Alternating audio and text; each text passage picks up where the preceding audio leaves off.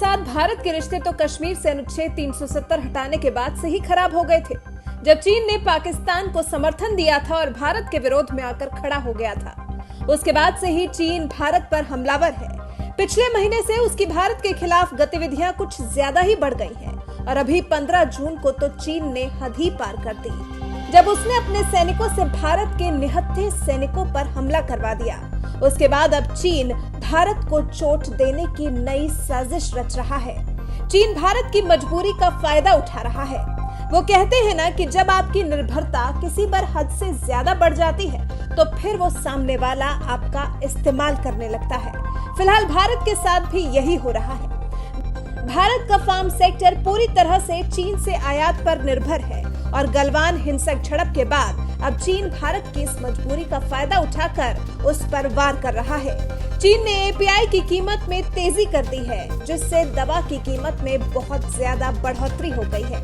भारत लगभग 39 अरब डॉलर यानी कि करीब 3 लाख करोड़ की दवा तैयार करता है, लेकिन दवा तैयार करने के लिए जो स्टार्टिंग मटेरियल चाहिए होता है, जिसे एपीआई कहते हैं, उसके लिए भारत बहुत हद तक चीन पर निर्भर है। भारतीय कंपनियां 70% एपीआई की जरूरत चीन से पूरी करती हैं। कुछ दवाओं के लिए तो ये एपीआई 90% तक है।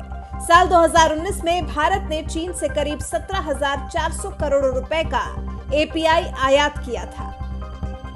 इस बारे में और जानकारी देते हुए कॉमर्स एंड इंडस्ट्री मिनिस्ट्री के अंतर्गत आने वाले फार्मास्यूटिकल एक्सपोर्ट प्रमोशन काउंसिल के चेयरमैन दिनेश दुआ कहते हैं कि चीन हम पर 2 तरह से हमला कर रहा है। एक तरफ वो सीमा पर हमला कर रहा है और दूसरी तरफ भारत की निर्भरता का गलत फायदा उठाने लगा है। एपीआई की कीमत में बढ़ोतरी कर रहा है, जिससे दवाओं की कीमत लगातार बढ़ रही है। पैरासीटामोल जैसी टैबलेट जो अमूमन सबके ही घर में मिल जाती है, इस टैबलेट की कीमत में 27% का उछाल आया है। इस तरह के फार्मा प्रोडक्ट में करीब 20% की तेजी दर्ज की गई है। ये भारत के लिए गंभीर बात इसलिए है क्योंकि वॉल्यूम के लिहाज से भारत विश्व का तीसरा सबसे बड़ा दवा उत्पादक है। भारत की प्रमुख दवा बनाने वाली कंपनियां जैसे doctor Reddy lab, Lupin, Glenmark pharma, Mylan, Zydus, Cadila और पीफाइजर जैसी कंपनियां एपीआई के लिए मुख्य तौर पर चीन पर निर्भर हैं। शायद यही वजह है जिसका चीन फायदा उठा रहा है। चीन को भारत आर्थिक तौर पर चोट दे रहा है, तो अब चीन भी खुले तौर पर भारत के विरोध में उतर आया है।